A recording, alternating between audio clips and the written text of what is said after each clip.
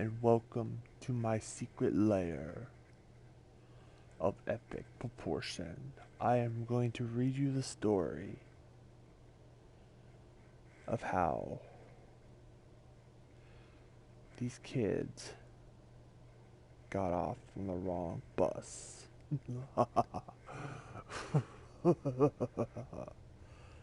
Now let's begin. Their name was James Wade. He was 13 years old. One night he went to bed, and the next morning he wasn't there. The front door was open, and James was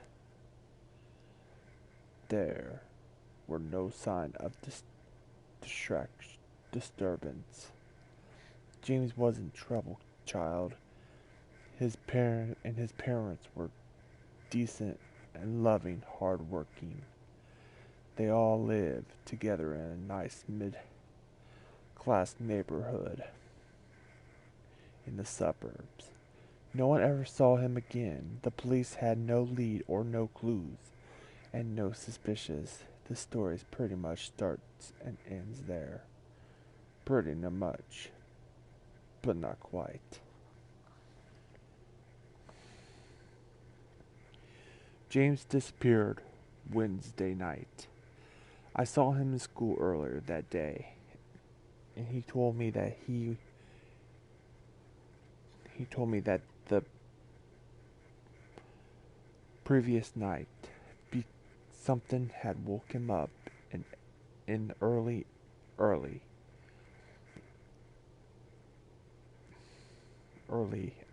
of the hours in the morning. Exactly what he couldn't say. It was late November, and he woke up. Everything was dead silent, deadly still. Maybe the sudden quiet woke him up, woke him, woke him. Sleep in the strange like that. When he did wake up, he woke with a crawling sense of dread, like he just surfaced from the nightmare. And as he laid there with his heart pounding in his chest and a silent pounding in his ears, he heard something faint at first and slowly growling. The decent engines somewhere close and getting closer.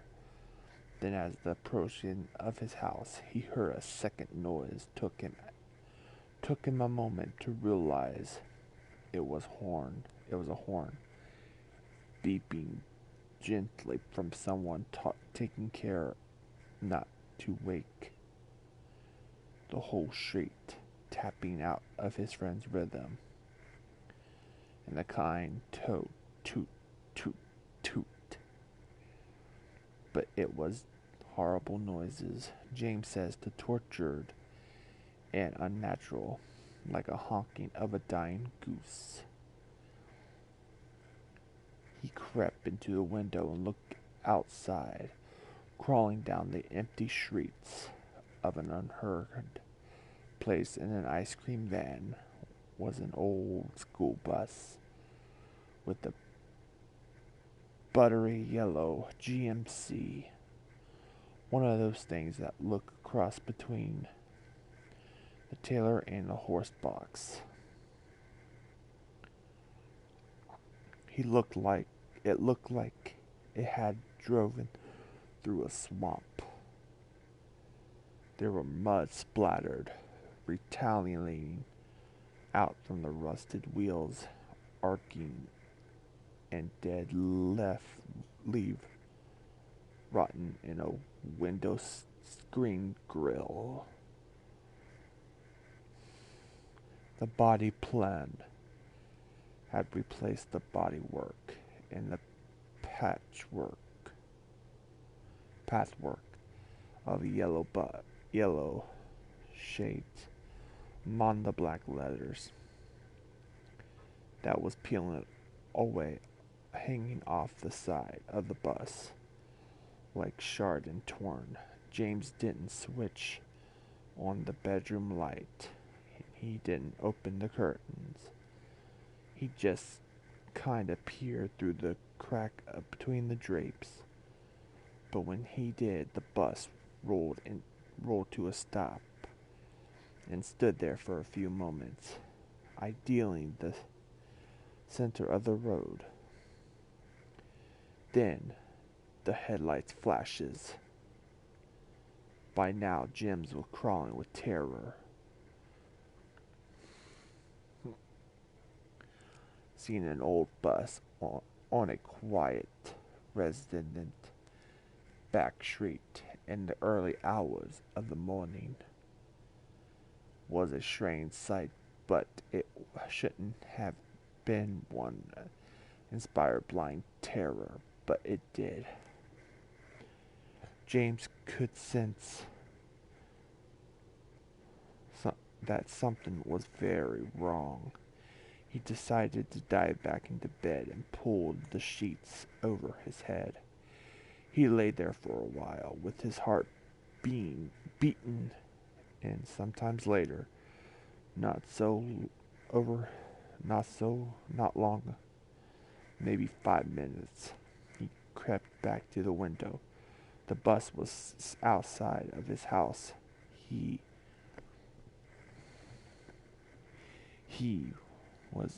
inched the curtain.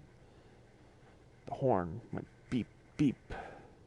A friendly beep beep. Come on, it's time to go, beep beep.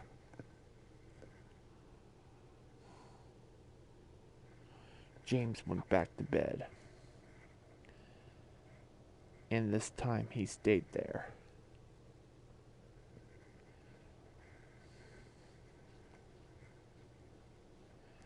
The horn honked a few more times, and a few minutes later, he heard the bus pull away. On a Wednesday morning, when I saw him in school, James had a backpack. Under bloodshot eyes, he claimed he hadn't slept a wink. He was nearly distracted. I made a mistake, keep telling him. I shouldn't have looked. He kept saying. It doesn't mean anything, I told him. It was just a bus. But nothing. I seemed to resist him. He shouldn't have looked the way he kept saying.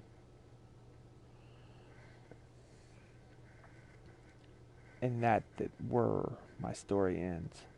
Me and James went our separate ways at the end of the school day, and I never saw him again. That's it. No big reveal, no explanation, no twist, no climax, nothing. Unfortunately, life is like that. Loose ends and unanswered questions. I'm in my 50s now. Sometimes I get nightmares. Sometimes they're the same, and sometimes they're different. But even then, they're different. They're just figuring on a theme. Here's one. Late at night, my car has a blown of a tire.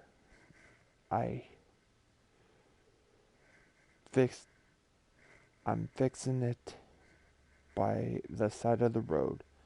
I hear an engine. It gets closer and closer until I'm shielding my eyes from the glaze of the upcoming headlights. The school bus rolls by.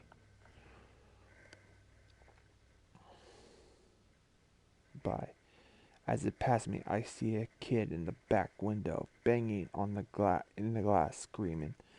Sometimes that lost in the roar of the MGM, it's James. He hasn't aged a day. And not superstitious man. There's nothing in this story that can't be explained. Realization? Maybe the bus had nothing to do with James' disappearance. Hell, 2 kids of my own, when they were young, they told me then in Ablation's version of the story. A story that an old school bus that cursed the streets at night.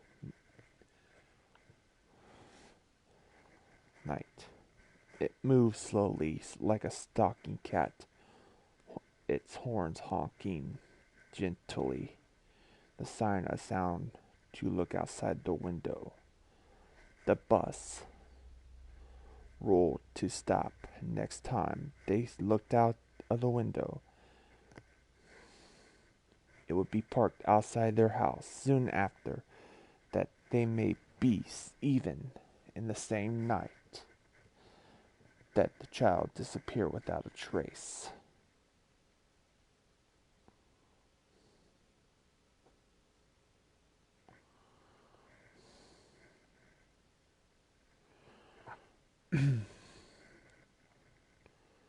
I told him that sometimes you could see the bus during the day, but during the day, it can't hurt you during the day. It just travels through town to town. Sometimes adults see it too.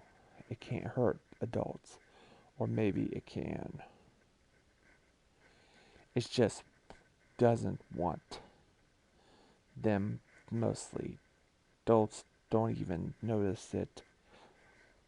But even when they do, it certainly don't notice anything strange about it.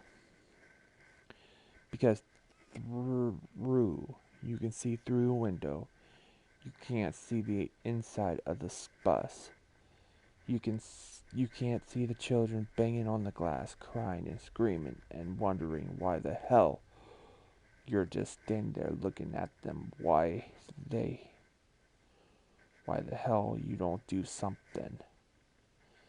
You can't see the children who gives up hope long ago, and now just sits there staring onto space and sobbing into their lap. The children never gets old. The bus never stops. My children cry and wouldn't sleep for weeks. My wife was livid. I didn't care.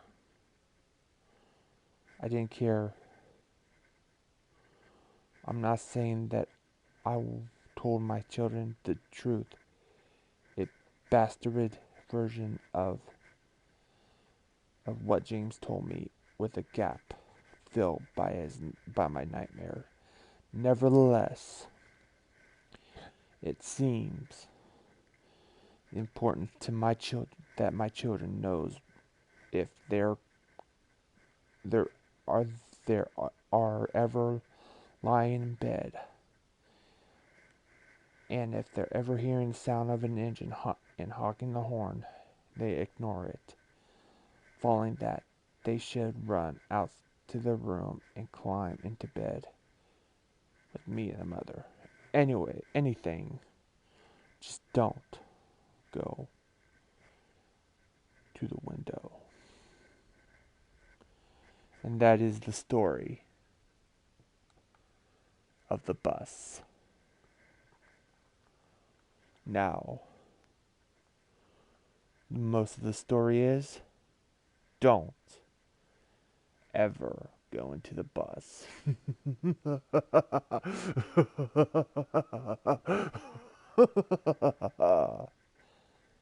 I am the creepy man, and I'll see you creepers next time.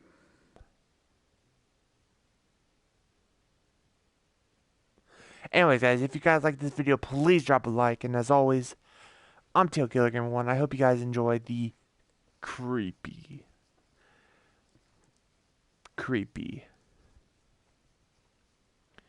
with Creepy Man. And if you want to see more, leave a comment down below saying, hey, I want some more Creepy Man. And as always, I'm Taylor Gamer1. Like, comment, and subscribe. See ya.